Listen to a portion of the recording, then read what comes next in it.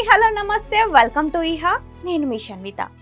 బాలీవుడ్ విషతుల్యంగా మారుతుందని box office వద్ద లెక్కలకే ప్రాధాన్యం తప్ప క్రియేటివ్ ఫ్రీడమ్ కు చోటు లేకుండా మార్చేశారని ప్రముఖ దర్శకుడు నటుడు అనురాగ్ కశ్యప్ తీవ్ర విమర్శలు చేశారు.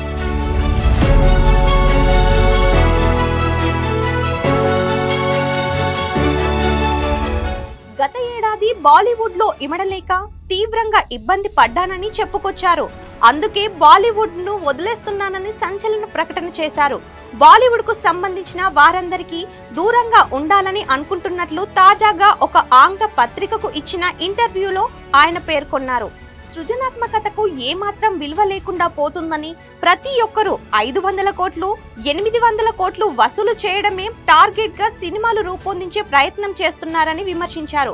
బాక్స్ ఆఫీస్ వద్ద రాబట్టిన వసూళ్ల ఆధారంగా సినిమాను జడ్జ్ చేస్తున్నారంటూ ఆయన తీవ్ర ఆవేదన వ్యక్తం చేశారు. సినిమా మొదలు పెట్టక ముందు నుంచే దానిని ఎంతకు అమ్మవచ్చు, ఎంత రాబట్టవచ్చునని నిర్మాతలు ఆలోచిస్తున్నారని, దీంతో సినిమా తెరకెక్కించే సమయంలో తమకు సంతోషం అనేది లేకుండా పోతుందని చెప్పారు. అందుకే తాను ఇండస్ట్రీ నుంచి వైదొలగాలని నిర్ణయించుకున్నట్లు చెప్పారు.